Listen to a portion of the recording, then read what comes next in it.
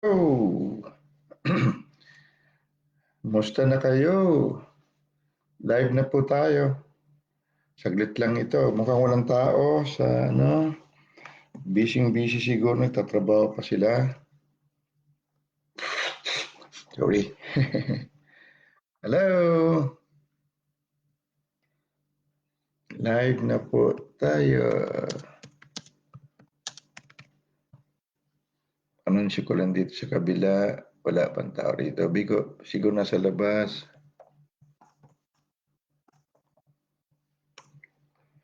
Hopefully may service kayo tomorrow, bukas. So, siguro sa umaga wala tayo kasi maaga pa ako bukas din eh. May trabaho tayo bukas. Ayan, good evening po Ate Sheena. Andiyan si Ate Sheena. Hello. Live na po tayo. Magbasa tayo ng Word of God muna bago tayo mag-pray. Hallelujah. Punta tayo sa Kawikaan, chapter 4 uli. Kawikaan, chapter 4. Proverbs, chapter 4. Simulan natin sa verse 20. Ganito ang sabi ng Panginoon, My son, or my children, attend to my words, incline thy ear unto my sayings. Incline thy ear. Gusto ko yun. Verse 21, let them not depart from thine eyes. Keep them in the midst of thine heart. Verse 22, for they are life unto those that find them, and health to all their flesh. Keep thy heart with all diligence, for out of it are the issues of life. Hallelujah. Father, ituro niyo mga po sa amin sa gabing ito. Kayo po nagsabi nito, gaano kahalaga ang sinabi mo sa gabing ito, at gaano ito ka makapangyarihan. Kaya mo patuloy na pinaalala sa amin ang iyong salita na amin pakinggan. Ama, salamat po at maging ang mga nanlulupay-pay na loob ng lahat na makikinig ay biglang mabuhay, magpuri sa iyo at buong kalamnan namin ay magsipuri sa iyo. Salamat, Banal na Espiritu Santo, sa iyong pagturo sa amin sa gabing ito uli. At alam namin, hindi ka naman tumitigil ng pagpapaliwanag, pagsasalita sa aming puso. Sino man ang makikinig, Ama, Holy Spirit, Daddy, na liwanagin mo ito sa bawat isa sa amin. Nang lahat kami ay magkaroon ng panibagong kalakasan. At bukas paggising namin, masasabi namin, bago uli ang umaga. And great is thy faithfulness, because they are new every morning. Hallelujah. Jesus Christ of Nazareth, our Redeemer, our atonement. Ikaw ang kordero ng Diyos, na bago palalangin ng sanglibutan, hinugasan na kami. Katulad kahapon, ngayon, magpakailanman ng iyong dugo ay dugo ng walang simula at walang wakas, na kayang linisin ang aming karumihan. Sa oras na ito, inaangkin namin paglilinis sa loob at sa labas at sa kapaligiran namin. Salamat, Panginoong Jesucristo.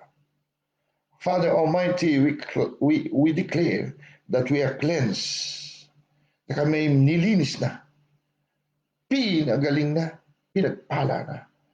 Dahil inaangkin namin ito, hindi dahil sa kami may nagawa, kundi dahil ito ginawa ng aming Redeemer, ng aming atonement, si Jesus Christ of Nazareth.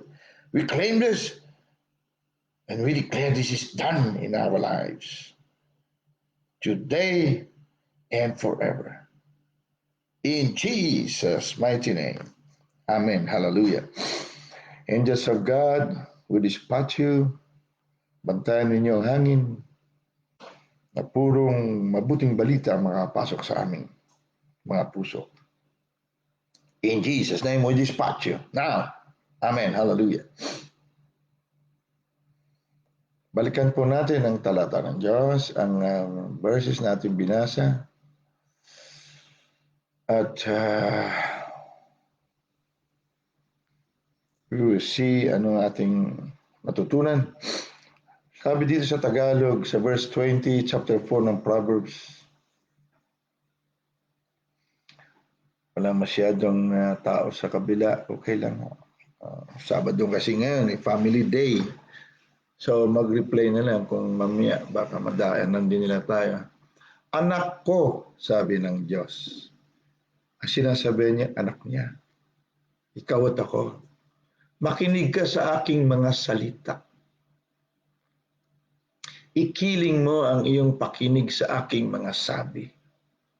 Ikiling. Huwag mga hiwalay sa iyong mga mata.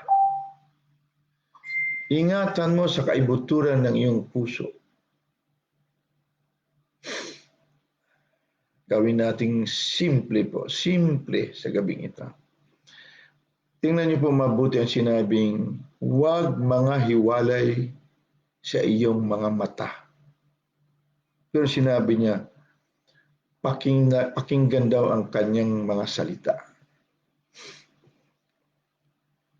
Ngunit sinabi niya, huwag ihiwalay sa iyong mga mata. Ingatan mo sa kaibuturan ng iyong puso.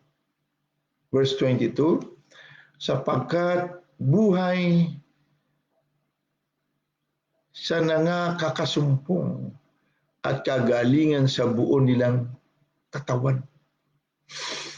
Ingatan mo ang iyong puso ng buong sikap sapagkat dinadaluyan ng buhay.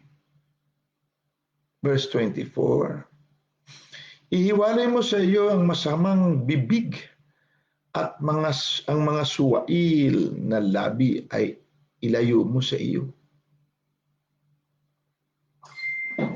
Tumingin matuwid ang iyong mga mata at ang iyong mga talukap mata ay tumingin matuwid sa harapan mo.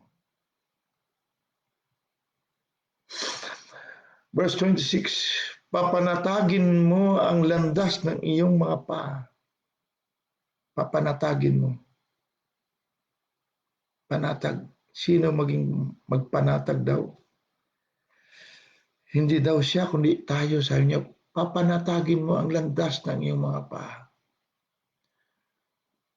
At mga tatag ang lahat ng iyong lakad. Matatag na lakad. Huwag kang lumiko sa kanan o sa kaliwaman. Ihiwalay mo ang iyong paa sa kasamaan.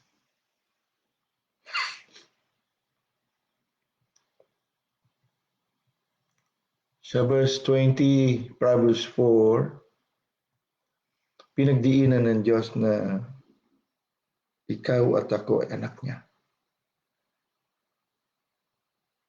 Itong Proverbs na ito, hindi pa naipanganak, wala pang naipanganak ng muli. Dito, nung panahon ito ni Haring Solomon, ikalawang hari mula kay Haring David, wala pa pong anak ng Diyos, kumbaga, born again. Ngunit sinabi ng Diyos dito, anak ko. Dahil kung talagang sisitasin, lahat talaga ng tunay na tao ay nanggaling sa Diyos. Kaya sinabi niya, whatsoever is born of God overcometh the world. Ano man daw po ang lumabas sa Diyos, pinanganak ng Diyos. Whatsoever So tayo talaga ay galing talaga sa Diyos. Nabasa natin sa Efeso 1:4. So totoo talagang ang tunay na tao ay, sinasabi ko pong tunay na tao ay yung hindi po robot, hindi po anghel na nagkatawang tao o demonyo na nagkatawang tao. Hindi po yun. Ikaw at ako, palagay ko tunay. Tayo talaga ay galing sa Diyos. Kaya ang tawag niya anak ko. Dahil galing, nagmula, lumabas tayo sa Diyos, kumbaga. Inilabas niya tayo. So, ang sabi niya dito, makinig ka sa aking mga salita. Ano-anong mga salita ang matatandaan natin na sinabi ng Diyos? Ikiling mo ang iyong pakinig sa aking mga sabi. Sa King James, tingnan natin kung anong ikiling. Ang sabi niya dito, incline thine ear unto my saying. Nautaw, sabi niya sa Hebrew. Ibig sabihin,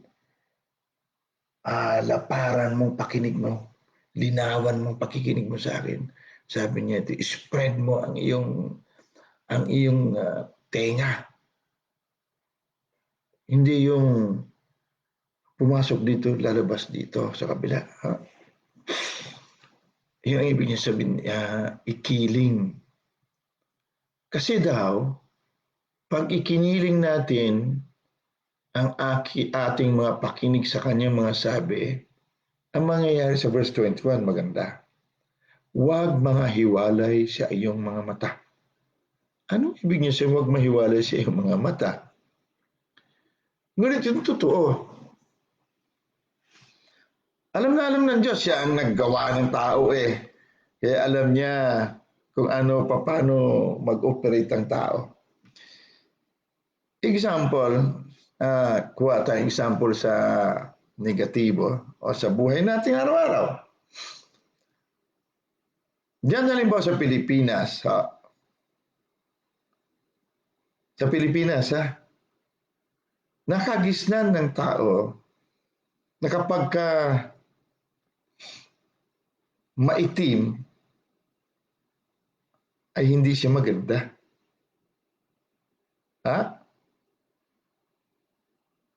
Pagka mistisa o mistiso, ay maganda, gwapo. Ngunit alam niyo ba nung panahon ng katatapos lang o kung baging panahon ng giyera sa Vietnam at pagkatapos ng giyera, ang mga tao doon na kondisyon, katulad ng Pilipino rin, no? Na kondisyon na pag nakakita ng puti o Amerikano, tingin nila mga diablo, mga demonyo, mamamatay tao. Walang kasing pangit sa kanila ang Amerikano. So itong kasabihan o nakagisnan natin mga salita, hindi nahihiwalay sa ating paningin.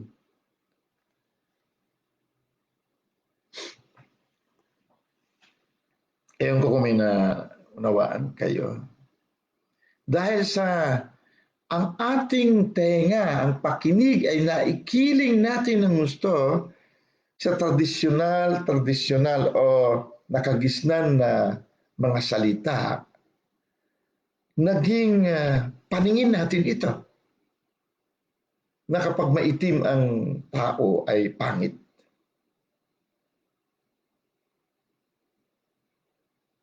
Ngunit marami na rin ngayon ang hindi naniniwala dyan. Kapag hindi matangkad, hindi artistahin, hindi maputi, hindi mestisa.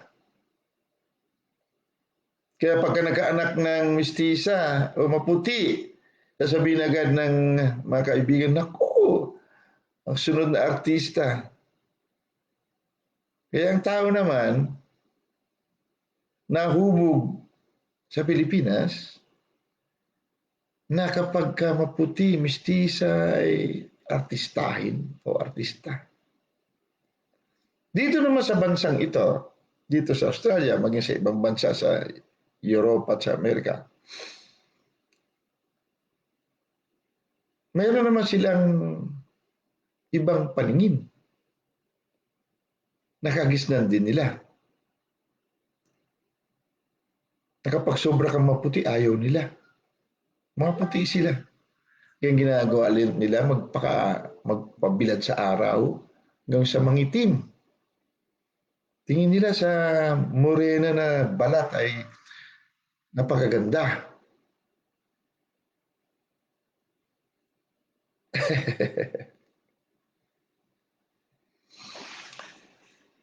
So itong pagkiling natin sa anumang salita ay naging paningin natin.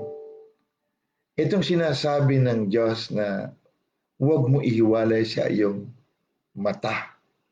Halimbawa, sinabi ng Diyos,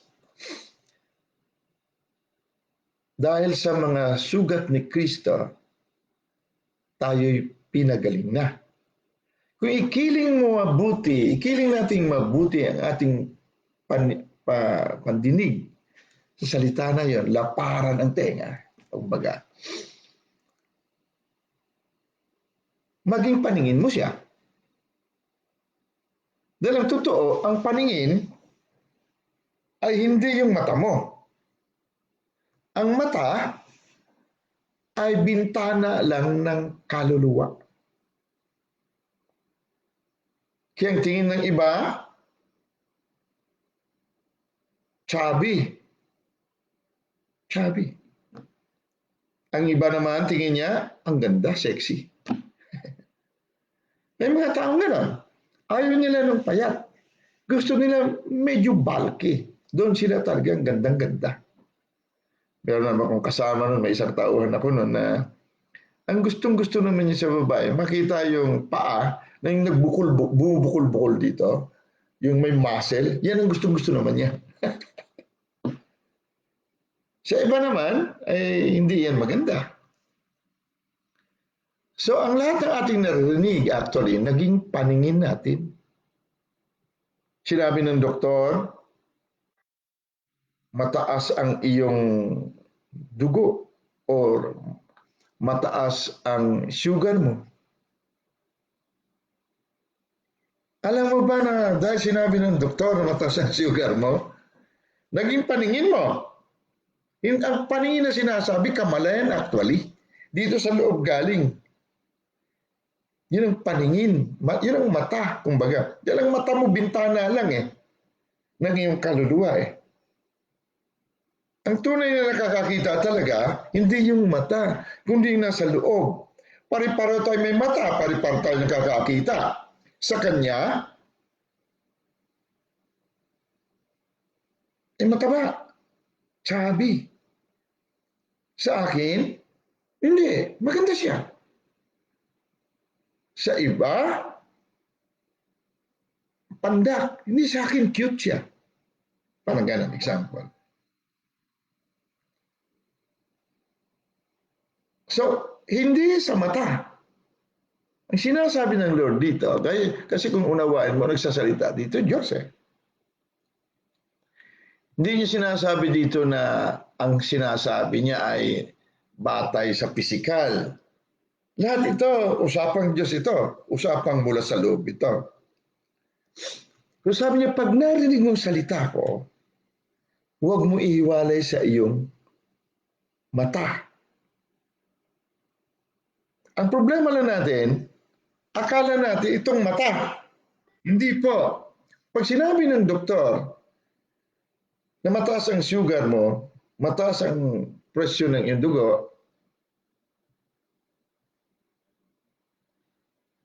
hindi mo nakikita eh ang presyon ng dugo eh.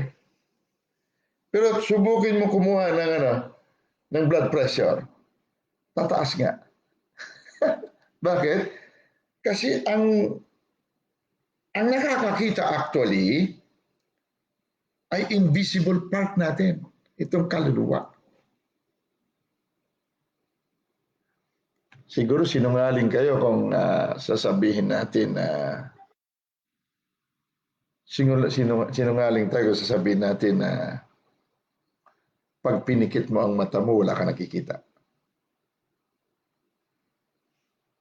Pikit mong mata mo at may narinig kang salita na pinakinggan mo, kiniling mo yung tenga sa sinasabi niya. Kasi pikit mong mata mo. Ibig sabihin pag kiniling, pumasok dito sa loob. Pinaniwalaan mo. Pikit mo mata mo kung di mo makita. Makikita mo. Yan ang tao. Dahil diyan,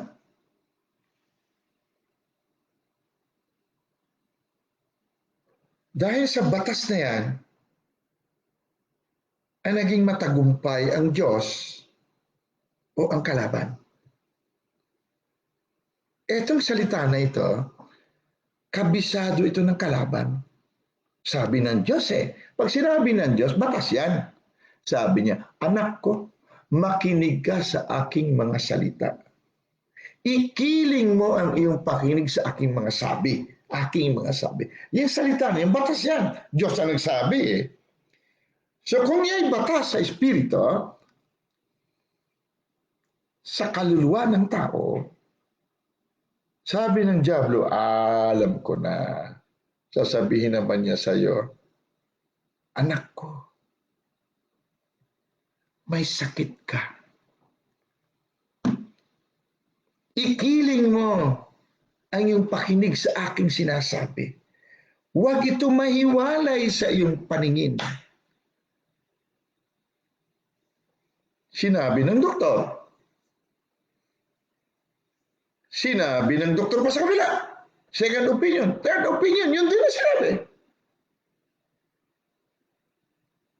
May sakit ka. Research ka naman ng research. Ano yung ibig sabihin ng stage 3? Stage 3. Ano yun? Alam mo, mayroon pang papasok na salita pag sinabi ng doctor stage 3 ka, may cancer ka, whatever. Sa kagisnan nating katuruan o mga salita, wala kang marinig, kapatid. Ewan ko kung mayroon ka pa natandaan. May natandaan ka sa edad mong yan, katulad ko, 33 years old. May natandaan ka ba mula bata ka, barkada mo, na nagsabi sa iyo o sa kabarkada mo o sa kagrupo mo mga bata na tinawag siya ng nanay niya, "Oh, banal kong anak, uwi ka na." O may narinig ka man na, "Alam mo anak, ikaw banal ka ha, banal ka. Ang mga banal anak ng Diyos, lahi ng Diyos ha, pag lahi ng Diyos hindi tinatablan ng sakit." Ewan kung may narinig ka, bata ka pa. Ang narinig mo palagi, kung hindi pananakot, ay sang-ayon sa linya ng sakit. Kaya pag may sakit ang tao, nando sa loob ng kanyang mundo, sa loob, mayroong mga salita dumarinig na makasalanan ka kasi. Hello?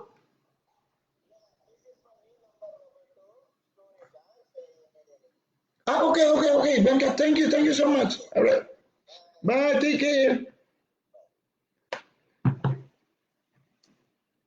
So, kung minsan, hindi minsan kadalasan ganyan Kasi salbahe ka kasi naman ganun ka Kaya naman ka ganun Yan ang narinig mo. Gina-justify. Ano ba sa Tagalog gina-justify? Binibigyan katarungan yung sakit sa katawan. Lalo mo tuloy nakita. Hindi ito Dito. Oo nga. May sakit ako. So ngayon, pag sinabi dito, tingnan natin uli Verse 21. Huwag mga hiwalay sa iyong mga mata. Ingatan mo sa kaibuturan ng iyong puso. Batas yan. Yan ang sinusunod ng Diablo. Ang sakit ng kahirapan. Hindi naman actually mahirap ang buhay. Hindi. Patunayan nyo naman, naka-lockdown eh. Ang iba sa atin, nagtatabaan pa nga eh.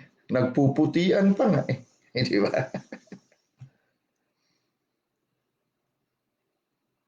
Pero dahil iningatan sa kaibuturan ng puso, alam mo yung kaibuturan ng puso?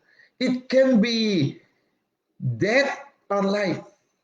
It can be heaven or hell. Sa Tagalog pa, pwedeng maging langit o impyerno ang kaibuturan ng puso. Pwedeng maging buhay o kamatayan. Ito kanlungan eh. Ito kaibuturan ng puso. Kanlungan ito. Kanlungan means tirahan. Hindi lang siya tirahan actually. Talagang doon siya nahihimlay. Kumbaga doon siya at rest. Doon siya panatag na panatag. Kaya ang sinasabing mata, ingatan mo, sabi niya dito, ang ganda ng pagkasabi niya. Ingat, huwag mga hiwalay sa iyong mga mata. Mga mata. Alright? So kung unawain natin na ang mata na ito ay bintana ng ating kaluluwa, parang bahay. Tingnan mo bahay mo, may bintana ba? Wala naman sigurong bahay walang bintana, ano? Tapos may mga ingay sa labas o may tumatawag sa labas. Saan ka sisilip? Sa bintana, ano? Kung ang pintuan mo ay wala namang screen. Pagkakita mo, may itim. Maputi. Ang nakakita bang bintana mo o ikaw? Ikaw ang nasa loob. Kung sino nakatira sa loob ng bahay, sa loob ng bintana, yun ang naghuhusga kung ano ang nakita niya. So itong mata natin, bintana lang ito. Ang nakakakita, nakakahusga kung ano man yan, ito. So pag sinabi ng Diyos na, ako ang iyong atonement, ako ang iyong kapalitan. Nagpalit tayo ng katauhan. Akong banal, pinagpalit ko sa iyo na makasalanan. Akong walang dungis, hindi natatablan ng sakit, pinagpalit ko sa iyo na may kapansanan dahil ang iyong katauhan ay bukas sa kapansanan. So inangkin niya ang ating katauhan. Pinagpalit niya ang kanyang katauhan na banal. Hindi lamang yun. Ang buhay natin na nabubuhay lamang sa pamamagitan ng hangin, ng desisyon ng puso, ay pinagpalit sa atin ang kanyang pagiging espiritu. Diyos ang nagdidesisyon na ngayon, dapat ay ang Diyos nating buhay. Itong puso na ito dapat nakikinig siya sa Diyos. Kaya sabi ng Diyos, anak ko. Sabi niya.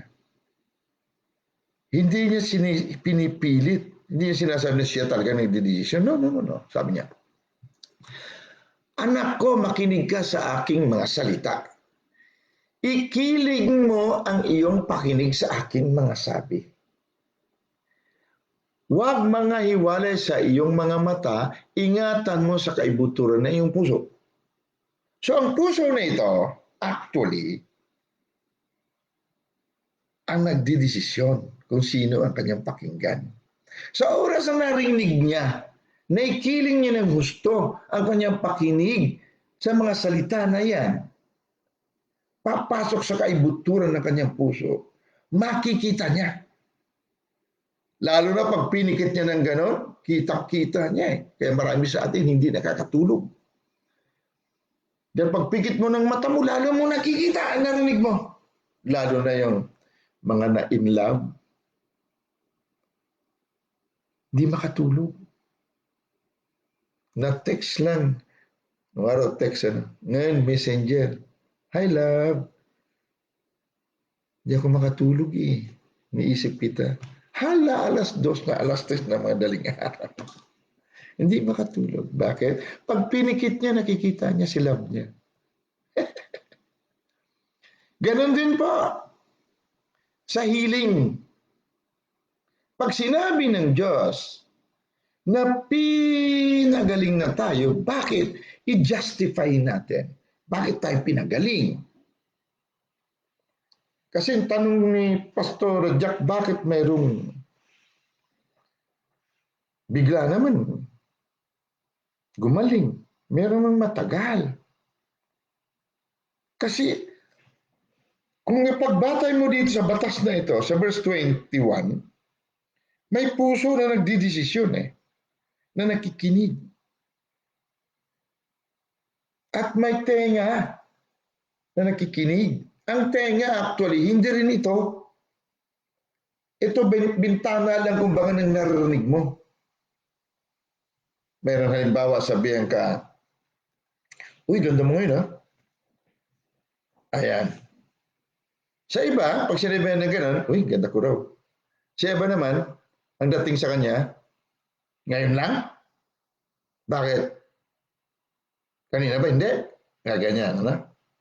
Kaya, pipiliin natin kung paano natin pakinggan ang mga salita. Hindi lang pinipili natin ang salita na pakinggan natin, pipiliin din natin paano pakinggan ang salita. Example, sinabi ng Diyos, sa pamamagitan ng aking mga sugat, o sa pamamagitan ng sugat ni Jesus, lahat tayo pinagaling na. Unang-una, pinagaling, hindi pagagalingin na. Hindi ito pangako. Kasi sinabing pinagaling. Ang problema nito, pag pangako pa lang sa puso ng tao. Kaya ang pangako, matagal matupad. Pero kung ang dinig mo ay hindi pangako, kundi naganap na, iba yun sa pangako. Correct? Ha? So, isa ito sa sagot doon sa tanong na bakit ang iba bigla, ang iba naman matagal. Kasi sa iba, hindi kiniling ang pandinig ng mabuti. Yung pandinig niya, pangako. Sana nga, Lord. Sana nga. Magdilang anghel ka sana, Pastor. Yan. Yan. Isa yan sa sagot na tumatagal ang healing.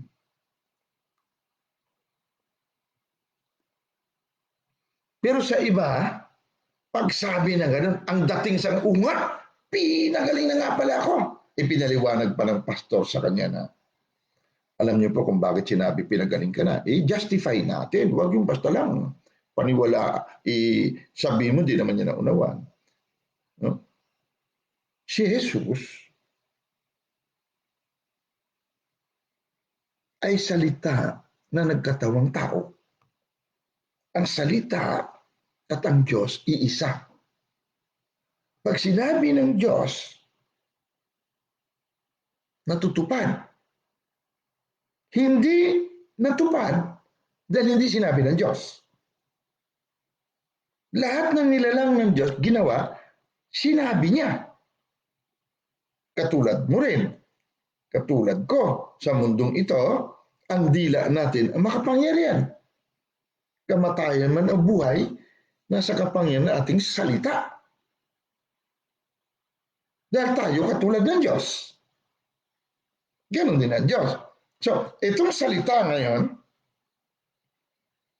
nagkatawang tao. Dahil itong salita nito kaisa ng Diyos Hindi, walang Diyos na hindi kaisa ng salita Kaya ang tunay na salita, Diyos.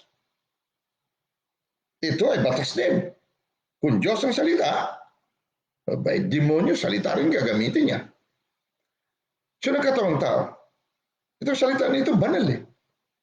Diyos to eh. Kaya siya nagkatawang tao para magkaroon siya ng dugo. Dahil walang pagtubos kung walang dugo. At kaya siya may katawan para ang katawan na ito katulad ko na katawan eh. May buto eh. Kailangan ito ang tumanggap ng lahat ng parusa. Lahat ng sakit. So nangyari sa krus, ang banal naging makasalanan. Hindi dahil sa makasalanan siya, kundi inangkin niya ang lahat nating kasalanan na nagbubunga ng sakit at kahirapan. At nung namatay siya, namatay yung ating kasalanan. Namatay yung ating lumang katauhan. Kasama niya. Lahat lahat ng tao. Lahat.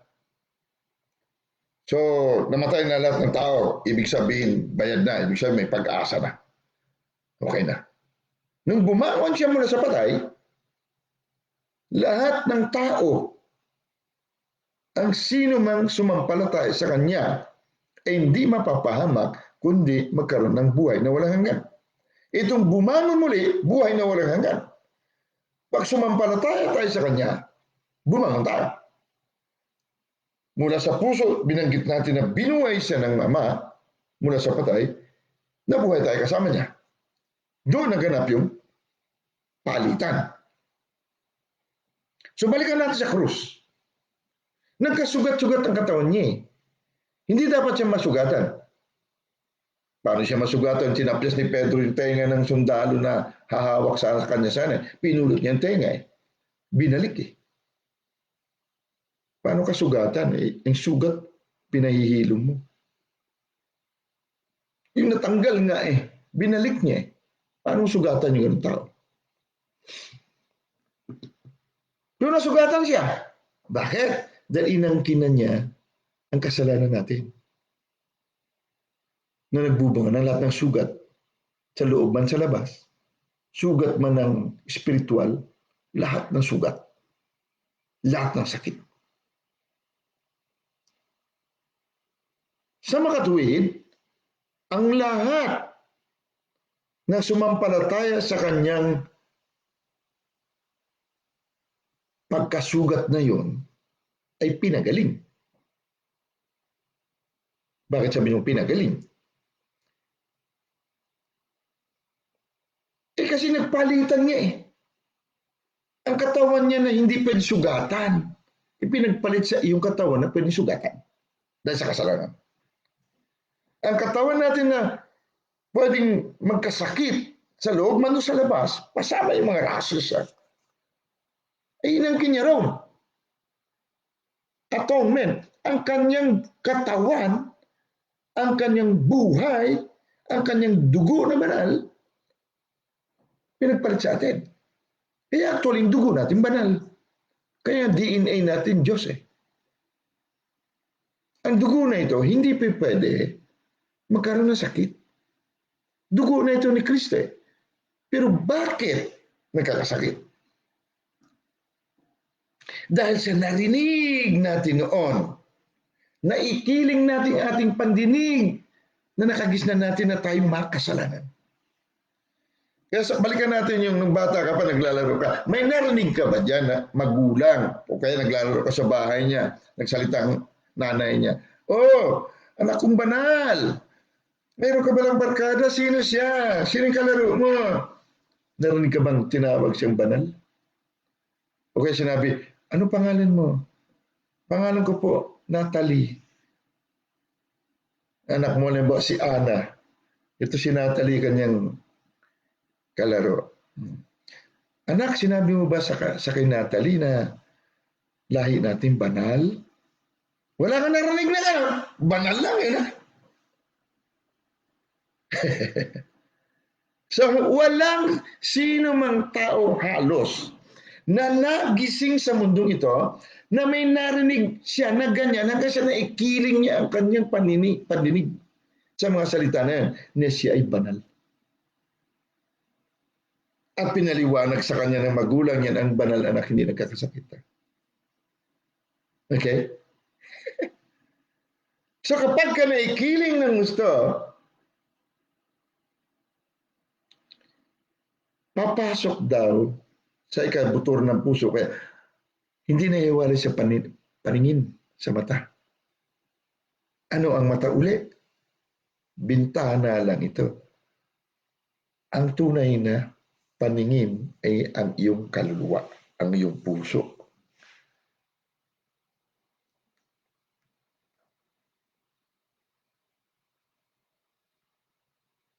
Nakunawa natin. Basahin natin muli, ha? Anak ko, makinig ka sa aking mga salita. Ikiling mo ang iyong pakinig sa aking mga sabi. Huwag mga hiwalay sa iyong mga mata. Ingatan mo sa kaibuturan ng iyong puso. So ang mata ay kaibuturan ng puso talaga. Ang paningin, kaibuturan ng puso. Bakit? Sinabi ng Diyos na pinagaling ka niya.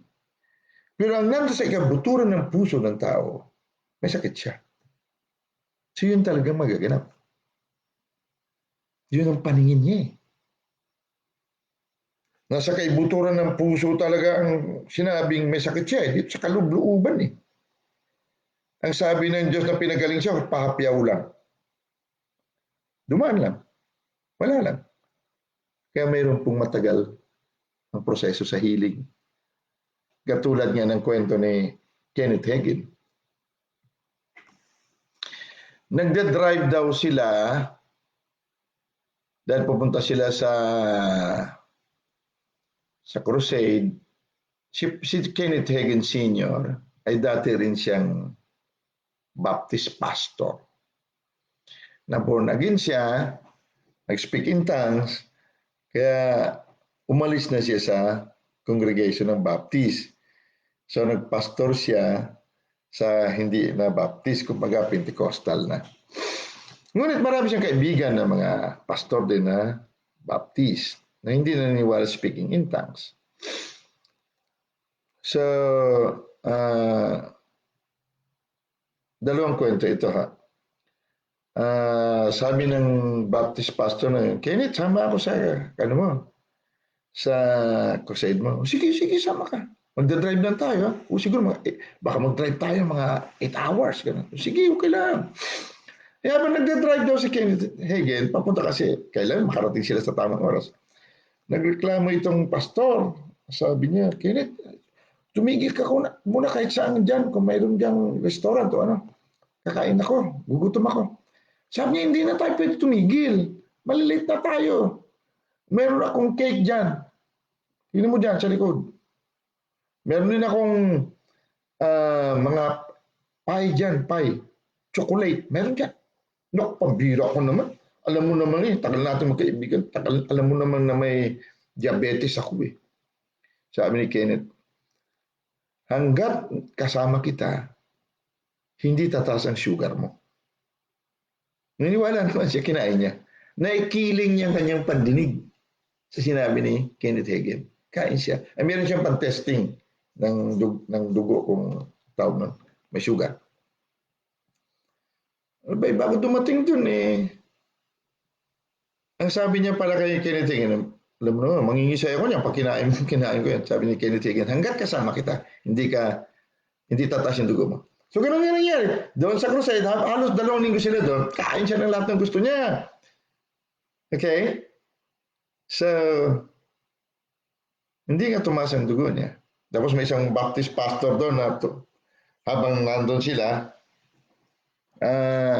sabi ni Kenneth Hagin, kung bakit mayroong isang Espanyola na parang nasa Amerika pero Mexican yata. Katulong siya kumbaga sa Amerika. Trabaho niya nangangatulong pero sa Amerika siya. Kristiyano. Pagkatapos ng worship, umakyat daw sa stage talaga At nagsalita, speak in tongues. Ito may isang Baptist pastor, nahanap niya si Kenneth. Dahil mayroon daw siya kailangan, gano'n. Buti nandun daw. Kaya kailangan makausap niya. Pumunta siya sa crusade, sa church na malaki rin Pagpasok niya, sa church na yon, Baptist siya, ayaw niya ng speaking in tongues. Nagagalit siya sa speaking in tongues, kademonyohan daw yan Kung bakit pagbungat niya sa loob, Nagsasalita yung babae, na halos hindi marunong mag-English, Espanyol. Kasi mga South American, Spanish ang salita. Pagkatapos nagsalita daw yung babae, umupo na. Nihintay daw ni Kenneth, nihintay na yung lahat kasi sabi, kapag nag-speak in tongues, dapat may mag-translate. Wala naman. Wala naman nag-translate. Yung Baptist pastor na yung pumunta, umuwi doon. Hinintay doon sa hotel ni Kenneth Hagin, si Kenneth Hagin. Pero iyak nang iyak. So pagkatapos ng crusade, pagkatapos ng kasi 10 araw si Kenneth Hagin, 2 linggo kung mag-crusade. So umuwi na sa gabi. Nadatnan yung pastor doon. At ganun, parang naluluwa pa rin. Sabi ni Kenneth, ba't ka pumunta kanina doon? Sabi niya, pumunta ako. Yun pala eh. Hindi kita nakita. Yan, bumalik agad ako dito. Sabi niya, usapan ko sana kayo doon. Bakit? Yung babae na nagsalita. Bakit? Yung kanina, ganun. Sabi niya, hinintay nga namin kung may mag-translate eh. Sabi niya, ang sinasabi niya, Hebrew at saka Greek. Hindi nga marunong mag-English eh. Pero Hebrew at Greek. Itong pastor na ito, nakakaunawa ng salitang Hebrew, nakakaunawa ng salitang Greek. Gano'n? Ano sinabi niya? Naunawaan ko eh. Sabi niya, ako kinakausap niya eh. Sabi niya, ikaw, ayusin mo paniniwala mo. Ayusin mo, ha? Yun ang sinabi niya, paulit-ulit. Ayusin mo paniniwala mo. Ayusin mo pakinig mo, ha? Yan naniwala siya sa speaking in tongues. Mula noon. So, umuwi na sila Kenneth. Naiwan na yung pastor na yun, Baptist. At least may nagamot na. Naniwala si Kenneth yun. Sa Diyos nga yun. Hindi nga marunong mag-English halos eh. So, drive na sila, pauwi na sila. Halos 2 linggo. Kain pa na kain ng pastor. Nang matatamis. So, okay. Naghiwalay na sila. Natin niya sa bahay. Hiwalay na sila. Balik sila sa ilang gawain nila sa churches nila. After 10 years, after 10 days pa, nung naghiwalay sila, tsaka bumalik ang sugar niya na mataas. So kung pag-aaralan mo yun, habang kasama niya si Kenneth Hagin, ikiniling niya ang kanyang pandinig sa sinabi ni Kenneth Hagin na nasa Bible naman talaga. Tayo ang pagpapala sa bansa eh. Ngunit, after 10 days, ang nasa kaibuturan ng puso niya na siya ay may diabetes, namunga uli. Lumabas uli. Kaya marami pong pinagaling sa kanser na namatay din sa kanser. Dahil hindi nabunot sa kaibuturan ng puso ang ikiniling na pandinig na siya ay may sakit. Ganon din po sa kahirapan. Buhay mahirap. Yung mahirap lang sila.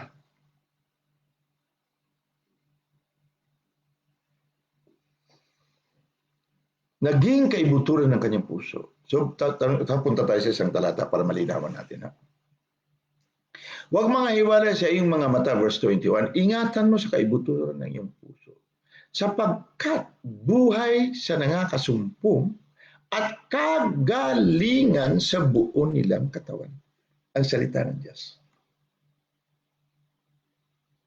Marte. Ang salita ng Diyos ay buhay. Ang buhay na binabanggit dito ay mas mababa kaysa sa espiritu ng kamatayan. O mas mababa ang espiritu ng kamatayan. Ang buhay ay Diyos. Pinakamataas, pinakamakapangyarihan. Lahat sa baba, talo nito. Sapagkat buhay sa nangakasumpong at kagalingan sa buo nilang katawan. Pumunta tayo sa salita. Dahil ito, wala sinasabi ko ano sinasalita niya eh. Hindi sinabi niya, makinig ka sa salita ko. Wala naman siya sinasabi. Ano ba sinalita niya? Pinaliwanag lang niya dito ng salita niya ay buhay at kagalingan sa katawan. Alright? Pero wala pa siyang sinasabi kung ano sinasalita niya. Ito instruction pa lang. Parang sinasabing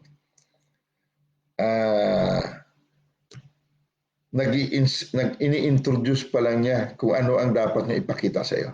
Parang gano'n. Ingatan mo ang iyong puso ng buong sikap. Ibig sabihin, ingatan ang puso na kung anong papasok. Kailangan huwag papasukin. Sinabi ng doktor na may sakit, mataas ang sugar, may diabetes, may high blood, may kung ano-anong sakit, huwag papasukin sa puso. O sige lang, doktor, katulad ni Jerry Sabel, naputol ang daliri ng anak. Sabi ng doktor, hindi na pwede dugtong ang daliri. Nag-expire na wala na. Lumagpas ng oras para may dugtong. So siya, balutin natin. Okay, balutin mo lang. Okay. After 3 weeks, balik kayo. Sige pa. So, pinanampalatayan nila, ikiniling nila, salita nila, ang kanilang pandinig sa salita ng Diyos na ang Diyos ang restorer, taga-repair. Kumbaga.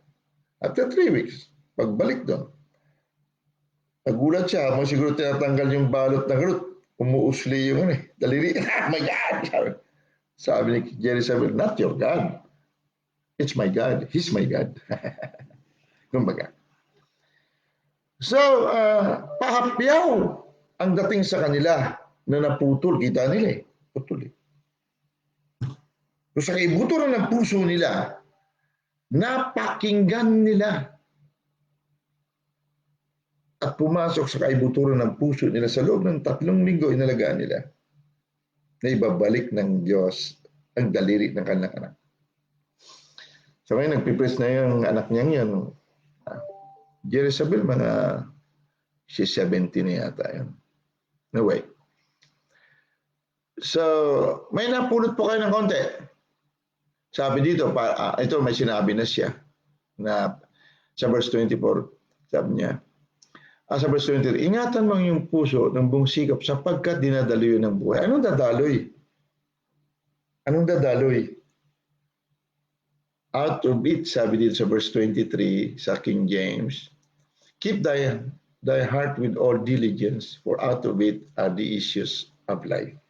Issues means, ang issues dito means, hindi lang siya daluyan kundi siya ay boundary. Boundary. Pag sinabing boundary, spiritual boundary ito. Kung ano ang nasa kaibuturan ng puso, yan po ang boundary ng iyong mundo. Ang boundary ng iyong boundary, Kaya sabi ni Kenneth Hagin, habang kasama mo ako, hindi tataas ang iyong sugar. May boundary kasi.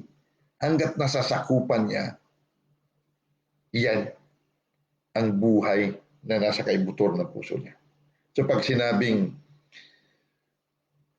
pinagpala na kita anak, dinggin mo ito, ikiling mo ang iyong pandinig. Hanggang sa mapasok sa kaibuturan ng iyong puso. So yan, mula dyan sa puso nun, may boundary yan. May sakop yan. Kahit nasa Pilipinas ka, gusto mo pagalingin ang kamag-anak mo doon sa Amerika o sa Australia, mangyayari yan. Sakop kasi ng boundary mo yan. Yan ang ibig sabihin ng issues. Hindi lamang siya daluyan, may boundary siya, may sakop siya. Nakuha niya pa, boundary of life. Pero may sinabi siya rito na verse 24 na sabi niya, ihiwalay mo sa iyo ang masamang bibig at ang mga suwail na labi ay ilayo mo sa iyo. Bakit? Kasi ang mga salita ng Diyos ay hindi lamang siya buhay, kundi kagalingan. So mayroong mga salita ang ating bibig na mula sa sinabi ng doktor na may sakit ka. No. Sabi niya, hiwalay mo sa bibig mo yan. Ang bibig naman, hindi lang ito. Ang bibig ay ang kamalayan. Kasi out of the abundance of your heart, your mouth will speak. Kung ano man ang pumupuspos sa puso mo, susunod lang ang dila. So huwag mo pahintulutan na pumasok sa puso mo. Dahil pag pumasok sa puso mo yan, susunod ang dila dyan. Sinabi, may sakit ka, may cancer ka. Eh kung pumasok naman sinabi ng Diyos na pinagaling na kita, hindi na ito pangako, ito yung nangyari na, at pumasok sa kaibutan ng puso mo, alagaan mo yun. Sabi niya, alagaan mo, ingatan mo ang puso mo. Na huwag uli makapasok yun. Yung sinabi may sakit ka, may high blood ka, whatever. No? Yun lagi sabihin mo. Oh, bless the Lord, oh my soul, and all that is within me. Bless His holy name. Hallelujah. Huwag kalilimutan ang kanyang mabubuting gawa na una, pinatawad ako sa lahat ng aking kasalanan. Pinagaling ako sa lahat ng aking mga sakit. Yan. Doon ka magsimula.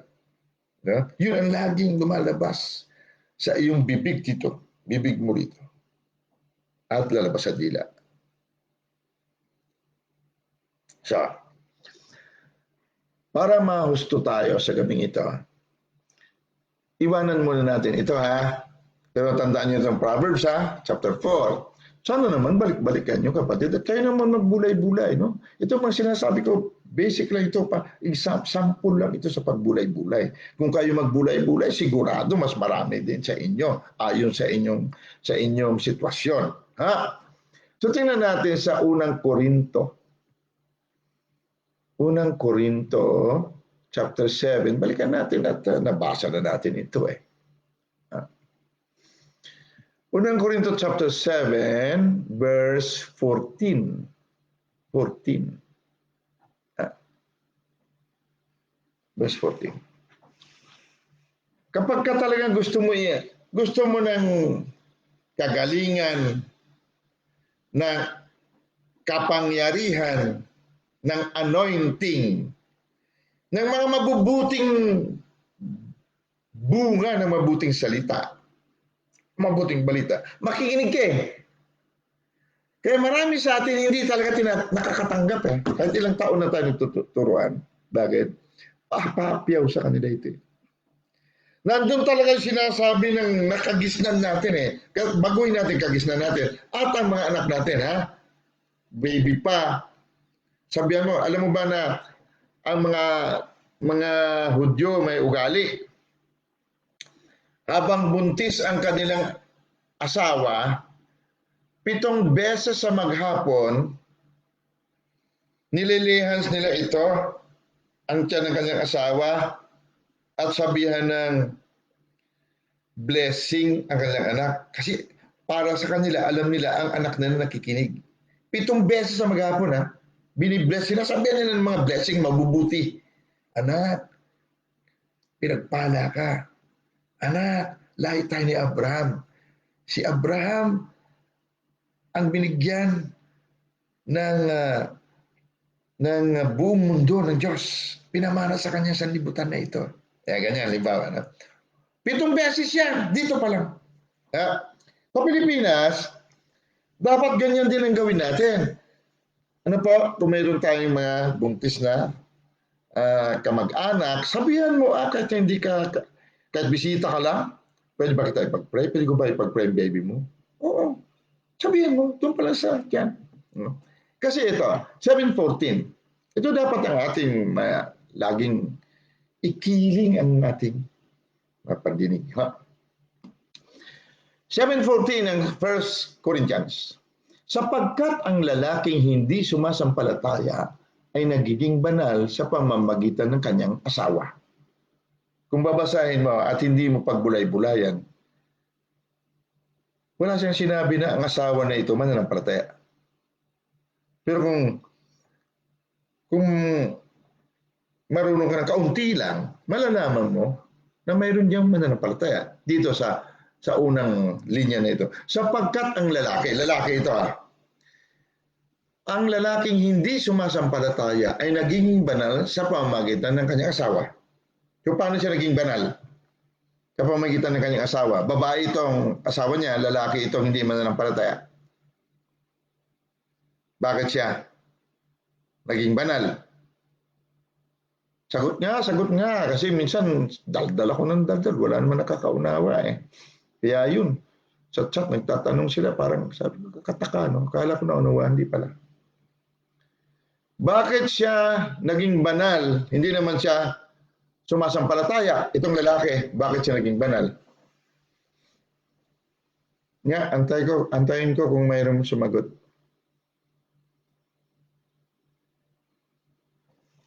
Sa King James o sa English, basahin ko habang kayo ay nagtatype. For the unbelieving husband is sanctified by the wife. Yan sabi sa King James. Kita mo, kung hindi mo kinikiling ang pandinig mo, wala kang sagot. Hindi mo masasagot yan. Bakit? Mayroon na kasi kaibuturan, sa puso kasi mayroon kaibuturan ng wala siyang pakialam.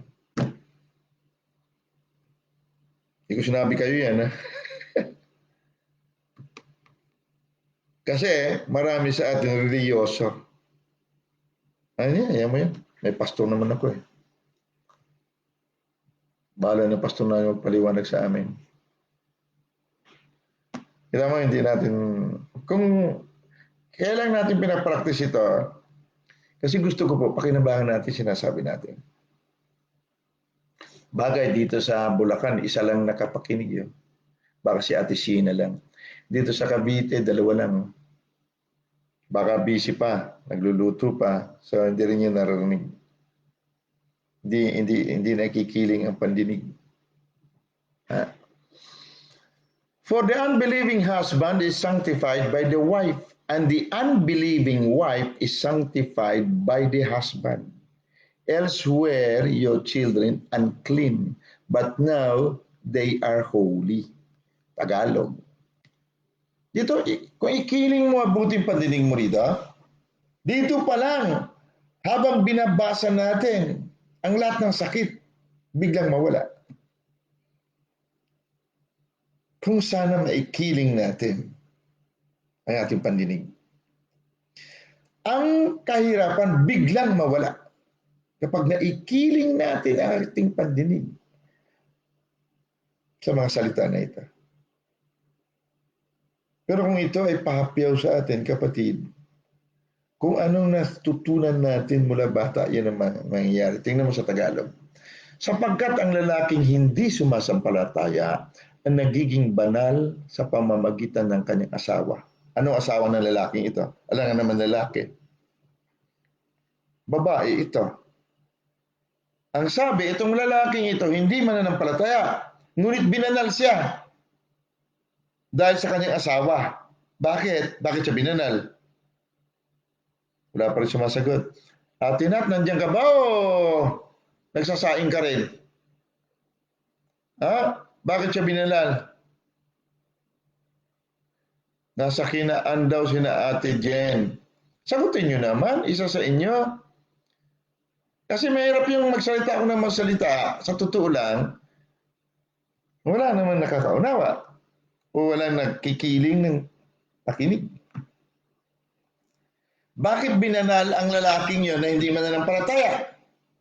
Dahil sa kanyang asawa. Ano yung asawa niya? Ilang beses na natin nabasa ito. Bakit siya binanal?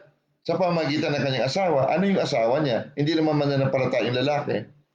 At kung may, ito naman ang sunod, at ang babaeng hindi sumasampalataya ay nagiging banal sa pamagitan ng kanyang asawa. Asawa nito lalaki. Sa ibang paraay, ang inyong mga anak ay nangagkaroon ng kapintasan. Ngunit ngayon, mga banal. So dito muna tayo sa mag-asawa. Ang unang binanggit, ang lalaki hindi mananampalataya. Pero binanal siya sa pamagitan ng asawa. Ano itong asawa niya? O sabi ni Ate Nat, binanal po dahil ang asawa niya ay mananampalataya. Tama yung kanyang sagot. Pero wala kang mabasa na mananampalataya yung isa man sa kanila. Wala ka naman mabasa dyan eh. Kung hindi mo ikiling ang iyong pandinig, hindi mo talaga siya marinig. Kasi may nabasa ka, ganun pala. Okay, okay po, okay. Pero wala kang narinig. Natandaan mo sinabihan ka ng nanay mo, ganun, ganun, tatay mo, wala ka rin narinig. Sabi mo pang, dagdag na ito. Tama na nga, ang dagdag mo. Wala ka narinig, pero para sa kabubuti mo yun. Parang ganito rin, sabi niya, anak ko, pakinggan mo ang aking mga sinasabi. Ikiling mo ang iyong pakinig. Ganito po. Dahil ito sabi niya ay buhay at gamot sa lahat o kalusugan sa lahat ng katawan. So, dahil sa mananampalataya na asawa, ang lalaking hindi mananampalataya ay binanal. O banal talaga, nagiging banal. Ang babaeng hindi mananampalataya, nagiging banal sa pamagitan ng asawa niyang lalaki na mananampalataya. Sabi niya, kung hindi ito ang batas, ang inyong mga anak ay nangagkaroon ng kapintasan o sakit.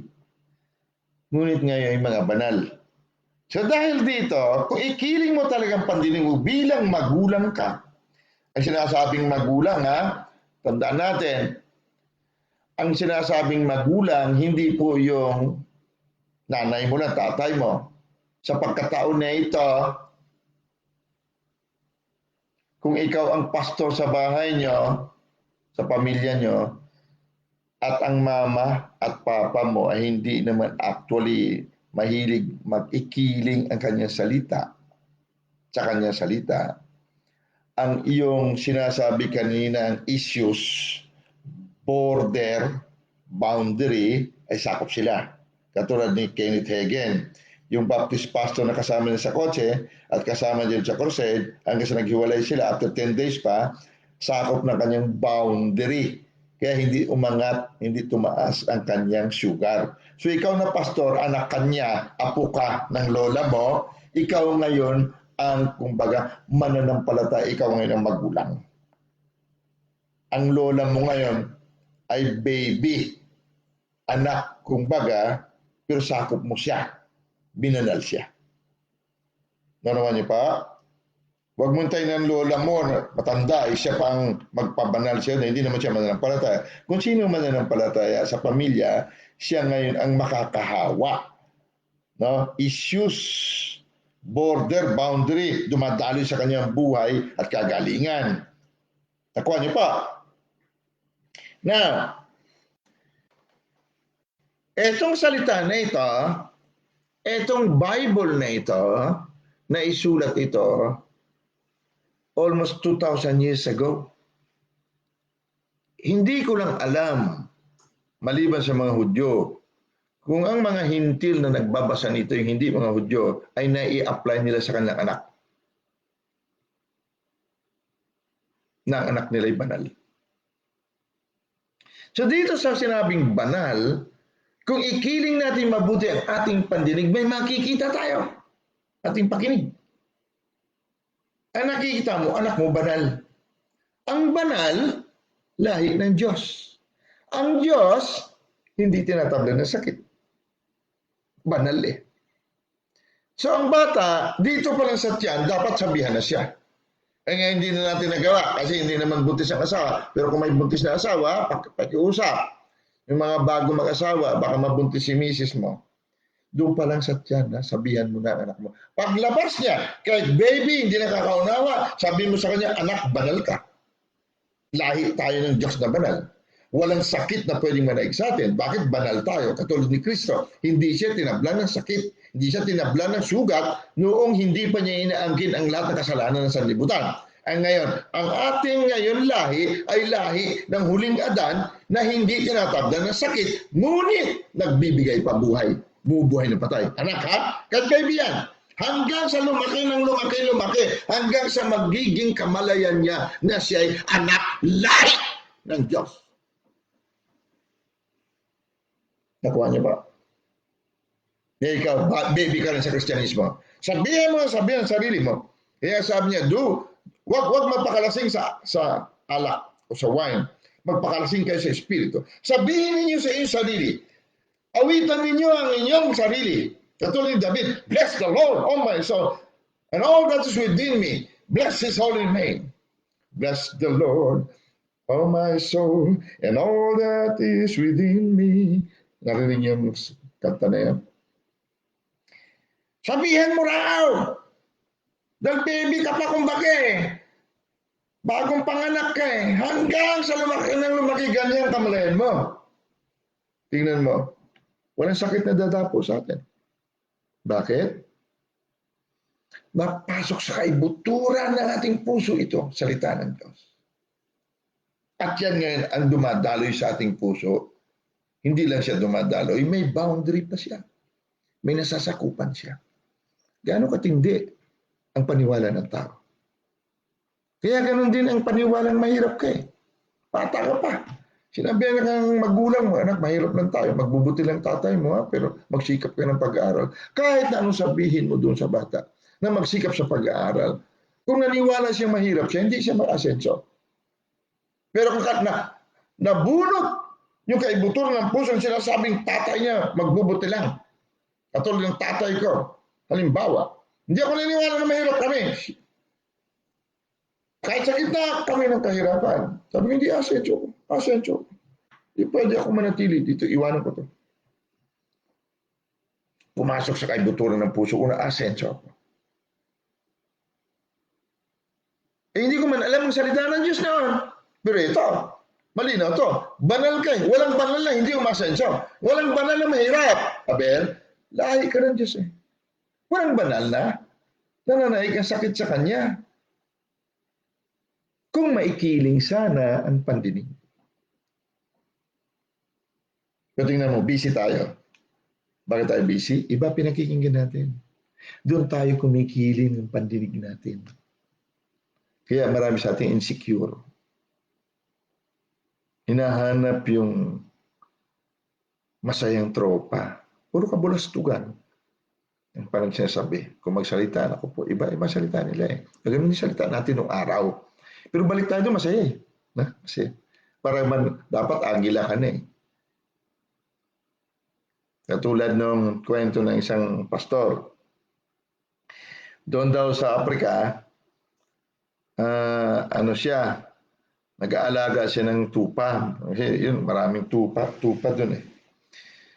Habang pinakakain daw niya yung tupa niya doon, sa damuhan, may narinig siya na parang iyak ng isang baby na hayop.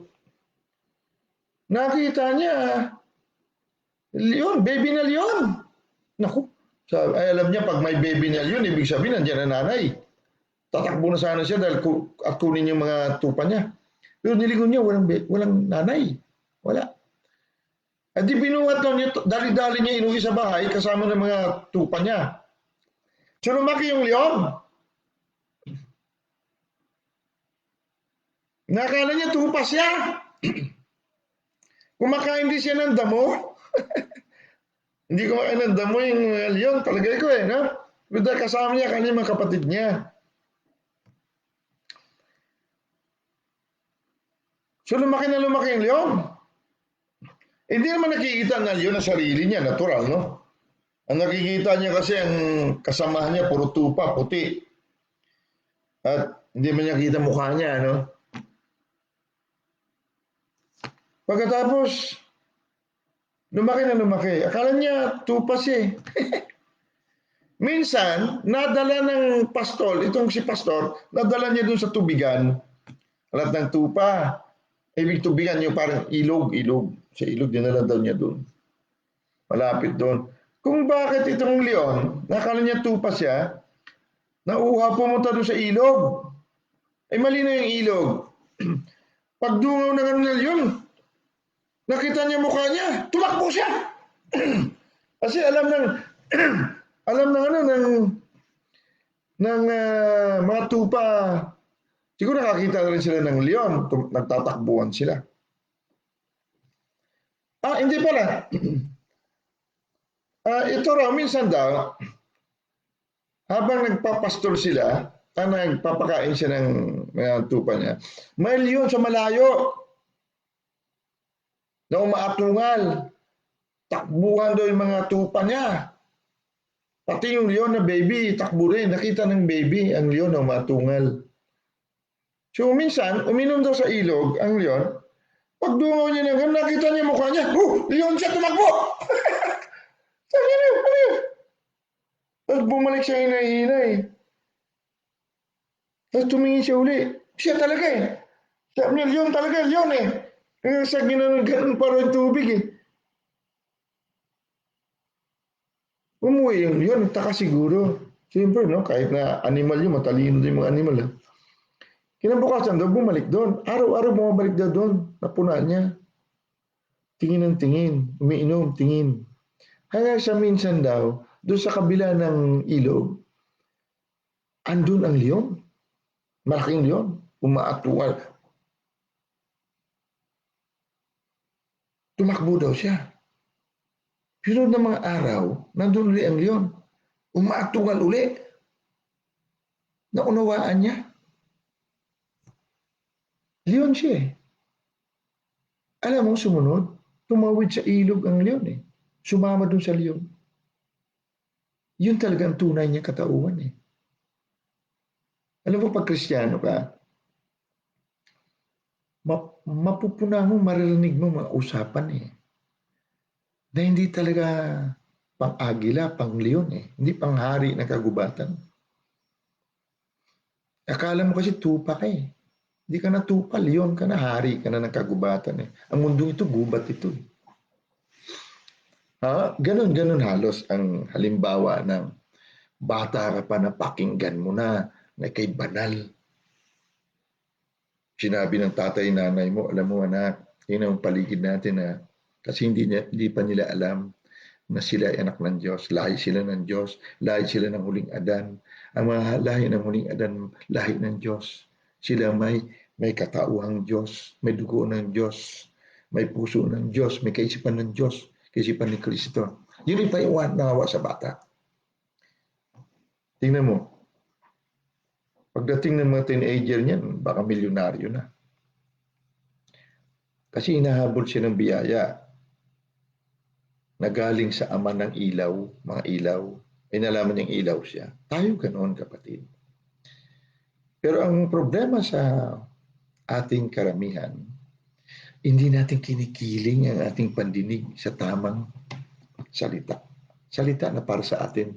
Salita ng ama natin, tayo anak. Sabi niya, anak ko, pakinggan mo ang aking mga salita. Yan ang salita para sa atin, salita ng ating ama. So dito, sipin mo dito, sinabing banal ang anak mo.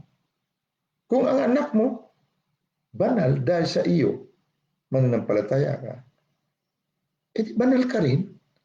Yung asawa mo nga, sakop ng boundary mo eh. Sakop ng issues of life. Paano ngayon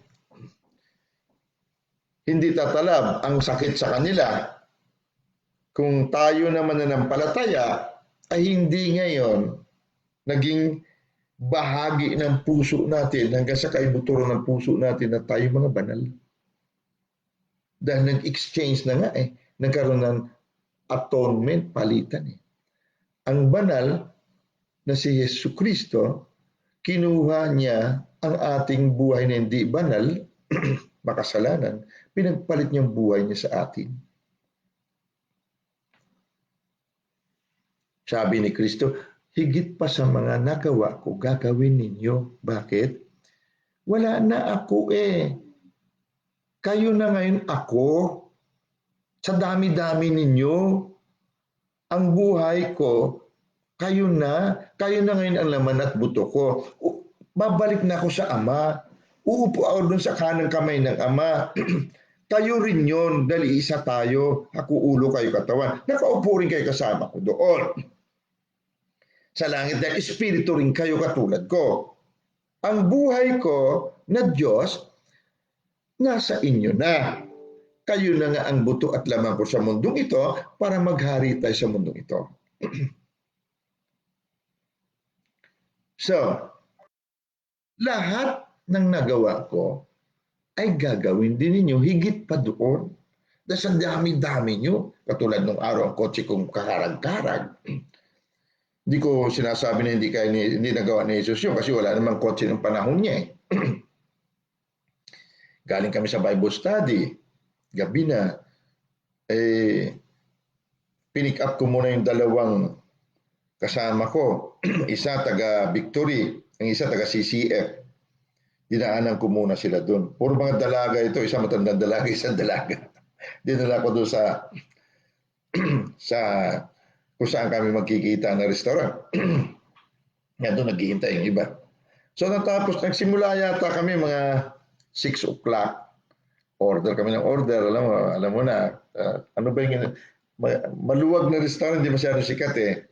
Para siyang pizza parlor eh, pero malaki dyan sa EDSA. Order ka lang ng kape doon, magdamag ka doon. 24 hours eh. Ay mga pizza, kung ano lang in-order nila. Okay. So habang nag-study kami, siguro nabot kami dalawa lang kami siguro. Uwi na. Okay, may kanya-kanya mga kotse, mga mayayaman yung mga pupunta doon, may mga pera. So itong dalawa, wala naman sasakyan, nakisakay sa akin. Okay. Abay, nung pinaandar ko na, ayaw umandar. Pero pinapasok ko yung cambio, kasi ang kotse sa Pilipinas, karamihan, di ba di cambio? Dito karamihan mga automatic. Pag cambio ko na ganun, ayaw pumasok. Ano to? So, pinatay ko. Okay. In-start ko ulit, umandar naman. Pasok ko na yung cambio para matakbo na kami. Ayaw. Sandali lang ha. Tita Kat, sandali lang. Okay, bababa lang ako. Binuksan ko yung hood. Basta nilihan ko. Makina. Nilihan ko. Ikaw, hindi ko alam sa banda doon yung sinasabing transmission. Banda kasi transmission sa harap din eh. Kasi mga front wheel drive na noon. Nilihan ko. Ikaw ka ako, transmission. Umandar ka. Mag-function ka ng normal. In Jesus' mighty name. Huli ko na nalaman, dito na ako sa Australia nalaman, na ito palang bakal, galing ito sa lupa. Di ba sabi ng Diyos, sabi ni Kristo, dahil sinabi sa kanya ng mga pariseo, sabi niya, ipatigilin mo yung mga fans mo. Mga gano'n, insulto pa eh. Ang iingay nila. Kantaan sila ng kantaan. Sabi ni Kristo, pag tumigil yung mga yan, etong mga bato ay iiyak, magpupuri. Yung naalala ko, nandito na nagtuturuan na tayo. Na itong bakal, galing ito sa bato o sa lupa. Kaya ito, mayroon kami ditong minahan na iron ore. Ito yung ginagawang bakal. Kahit siya'y bakal, lupa pa rin siya. Ang lupa daw, sabi pag tumigil ka, mapupuri ang tao. Ang lupa umiiyak. Magpupuri kung gusto ng Diyos. Sabi nga, kay Moses, sabi niya, out of this stone, sabi niya, pwede gumawa ng anak ng Diyos. Bakit di mo alam? Sabi Diyos. So, ibig sabihin, ang lupa, may pandinig. So, bakal na siya. Transmission na siya. Basta ang alam ko lang, pwede ko ilay hands at makikinig sa akin. Ngayon, naalala ko, nga lupa nga naman siya. Pero ang forma niya ngayon, bakal na nga. Pero lupa pa rin yan. Nakakarinig pa rin yan. Sabi ni Kristo iiyak pa nga. So paglihans ko, so andar na kami, pumasok na eh. Takbo, siguro, ang mula doon sa crossing sa EDSA, hanggang sa subdivision nila. Ipag-at gabi na, siguro mga tinakbo namin na mga 30 minutes lang siguro. Mahigit-higit. Tapos balik ako sa bahay, another 20 minutes, so mga mag-isang oras. Pagpasok, pag-atras ko ganun sa garahe, pinatay ko, yun na, wala problema. So kinabukas, tinawag ko yung mekaniko doon, home service ko kasi ayaw na talaga pumasok eh. Di pumunta yung mekaniko, binuksan. So tinignan yung transmission. Sabi niya, kailan niyo po huling ginamit ito? Kanina lang, kagabi lang. Karating ako rito mag alas 12 ng gabi. Ha? Imposible. Sabi, bakit? Hindi na ito pwede gamitin kailanman eh. Posible naman. Ang gano'n? Hindi, naitakbo ko eh. Umiiling-iling na lang ang ano, siguro sa loob niya, niluluko naman ako nito. Buti kung bata-bata akong mekaniko. Ganun. Mga ganyan kung baga. No? So, dito sa ating ano na ito, itong mga banal, nagagawa nila ang ginawa ni Kristo. Higit pa doon. Ibig sabihin ng Panginoon, higit pa. Bumuhay din siya ng patay. Ibig sabihin, bubuhay nga tayo ng patay. Magpapagaling tayo ng mga may sakit. Pero ikiling natin ang ating pandinig. Dito sa salita, tayo ay banal. Ito na ang salita ng Diyos. Ngayon, kung tayo ngayon na Kristiyano, mananampalataya, hindi naman tayo nananampalataya talaga. Hindi naman natin nagiging kaibuturan ng puso ang ating dininig na galing sa salita na ito. Sila pati ang asawang hindi nga mananampalataya, binanal eh. Paano sila ngayon gagaling? Ikaw ngayon ang sentro. Kumbaga, mula sa iyo mayroong boundary doon. Lahat mula sa iyo ang issues ng life, ang naglalabasan na buhay ng Diyos. Hindi naman nagpa-function. Yung ating parang nakagisnan na tayo ay likas na makasalanan, kaya tayo may sakit. Kawawa naman itong mga nasasakupan natin. Dahil ang issues, hindi lang daluyan eh. Daluyan din ito ng salita na dininig natin na mali. Na mahirap ang buhay. Kaya kita mo pati angkan, mga kapu-apuan, puro mahirap. Bakit? Issues yan eh. Sakop din ng boundary niya yun eh. Dahil ang salita ng kalaban na siya mahirap, na siya may lahi sila na may sakit na ganyan, lahi namin ganyan, ipinasa din niya ang informasyon sa kanyang lahi. Kaya marami siyang sakop issues. So wag tayong magtitiwala lagi na porke masayang pananalita, inadapt natin. Masaya yung kabulastugan. Alam mo na, kita mo diyan sa mga post na ewan ko, hindi naman kasi kinikiling ang pakinig eh. So, ano nangyayari tuloy? Ang mga bata pa, natututo na sila ng pangsanglibutan na buhay. Bakit? Ang magulang mismo ang nagsasabi, anak, subukin mo, maganda yan, anak. Sige, sumayaw ka rin ng ganyan, anak. Sige. Ayun. Pero pagdating sa salita ng Diyos, hayaan mo yun. Kung puro ka namang reliyon tama na ito, mag-tiktok tayo. Hindi po masama yung example lang. Ha? Kung masama ang paggamit mo, hindi ganun nga yun. So, may natutunan tayo, ha? Ama, salamat po. Salamat. Hindi man kalaliman ang aming pinag-aaralan, ngunit ang nakakarinig at naikiling ang pandinig, Ama, alam ko na maraming mapapagaling sa lahat ng sakit, hinanakit, at lahat ng kahirapan. Dahil kiniling namin ang aming mga pakinig sa iyong salita na kami banal. Dahil kami mananampalataya. Salamat po sa mga kaluluwa na madala mo sa video na ito, Ama, na maikiling din namin ang aming mga pakinig sa iyong sinabi. At magiging kabahagi ng aming puso hanggang sa maging kamalayan namin dahil sa ito'y nasa kaibuturan ng aming puso na dadaluyan ng buhay mo, kagalingan mo, at mayroon pang nasasakupan. Ama, salamat po sa kapangyarihan ng iyong salita.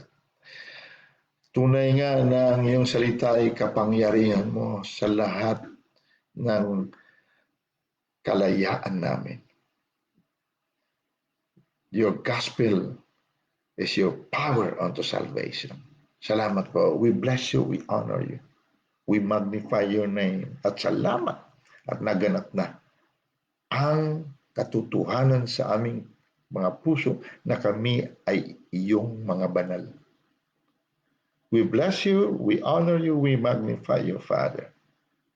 Sa pangalan ng aming katuwiran, ng aming buhay, si Kristo Jesus ng Nazareth. Amen. Hallelujah. Thank you, Jesus, Lord. Angels of God, thank you. We bless you and we dispatch you. In Jesus' mighty name, bantayan pa rin ang hangin. Amen. You're blessed, guys. See you tomorrow. Bye.